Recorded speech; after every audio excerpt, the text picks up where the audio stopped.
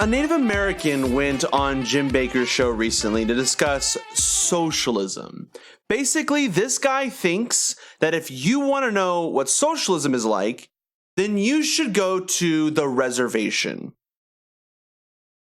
This is a strange video. Take a look. When people ask me that, when they begin to tell me about what's happening on reservations and what's taking place, and what's taking place in America and all the woes and all the crazy stuff that's happened in America, I'll just say, welcome to the reservation. Mm-hmm. Because James Watt, the Secretary of Interior, he was when Reagan was president, he said, if you ever want to see socialism, the failure of socialism, go to the reservation. Wow. See, the socialism, we already, reservation people already know what that is. Yeah. They lived it. They've been living it. And so I don't know why people can't see the writing on the wall. I mean, I don't understand that. If they don't understand it and they can march up and down the streets wanting socialism, I'd like to take them and put them on a reservation and let them live for about a year. Mm-hmm. And then they'll get a taste of socialism. I don't think people really know what socialism is. When you depend totally on the government for everything, when you have to depend upon the government for everything, and when you have to answer to the Bureau of Indian Affairs and Department of Interior and all these things. A lot of people say, well, that's Indian land, reservation. That's good. The Indians live on the reservation. That's wonderful. It's not wonderful, and it's not their land. It's still government land. Mm. We still have to answer to the government, to the Bureau of Indian Affairs, Department of Interior. That's the reason they cannot have their own businesses on Indian land, on reservations. They can't build their own Walmarts or own businesses on reservations because they have to answer to the government for everything. And if the government won't let you, for whatever reason, mm-hmm. you don't get it. And so you can't survive that way. The government has virtually no control over lands inside Native American territories. They have their own courts and their own government completely separate from the U.S. I mean, there's federal land and there's Native American land. On federal land, some of what he's saying is true, but that's because it's federal land and democracy has failed to vote in favor of destroying, forests for Walmarts. The U.S. is not supposed to be involved with Native American territories. Now, you can make the case that because Native Americans take money from the U.S. under reparations, Native Americans have to abide by some obvious laws, but the whole point of the Native American territory is to separate the U.S. from Native American territory. Now, Reagan did say, this is hilarious, that if you want to know what socialism is like, go to the reservation. In fact, Reagan made a point that the reservation was more socialist than the Soviet Union at the time. Now, what's weird about this argument is that the reservation is not this big government. This guy used the U.S. government as socialists relative to the Native American reservations. Here's the thing. Native American reservations aren't U.S. territories. The U.S. is gratuitously providing resources to Native American tribes. We could just, not. Imagine if the U.S. stopped giving Native American tribes money and resources. These tribes are in the middle of nowhere, surrounded by U.S. territory.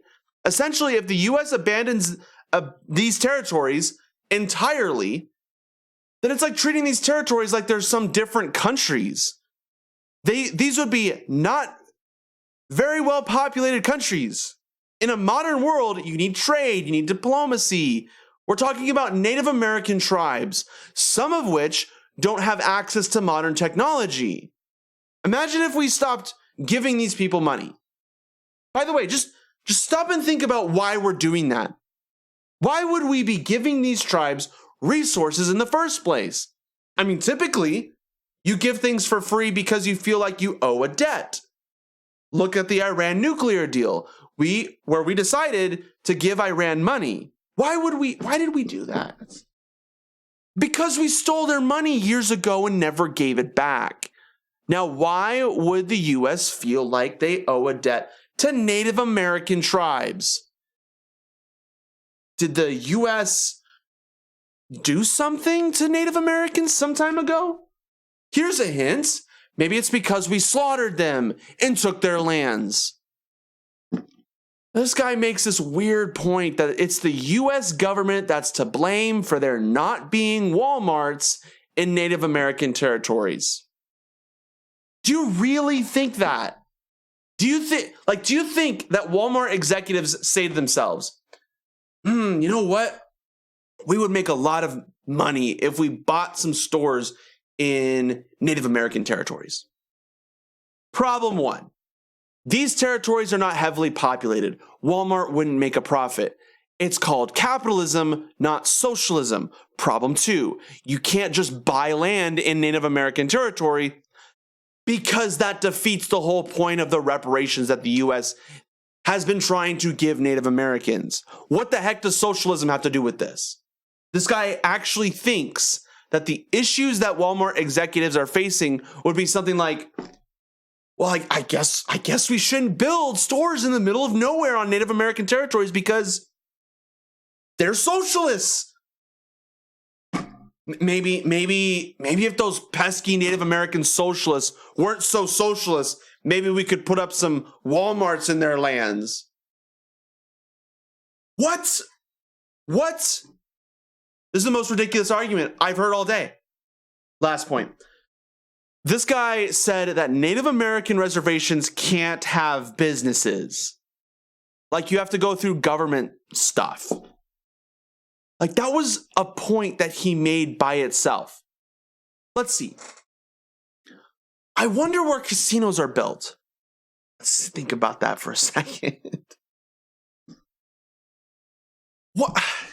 You know, it drives me nuts how people can just make up arguments as if like they, when they have no idea how the system works, they pretend as though they know everything about it. It makes no sense to me, especially when it's just so obvious. Like there are freaking casinos on Native American territory. There are businesses in Native American territory. On top of that, name me one country where you can build whatever business you want without having to go through the government. Like tell me a country where I, a US citizen, could just waltz in there and build a Walmart. I don't have to, buy the property, or I have to make sure I follow regulations, or, I have to make sure that I'm a citizen of their country, things called regulations, It's not socialist to make sure that you do certain things, but it's like it's Native American territory. Walmarts intentionally don't choose to build Walmarts. Walmart doesn't choose to intentionally build Walmarts on on Native American territories because they're not very populated, because of capitalism. Not because of socialism, but because of capitalism. That's their choice. Jeez.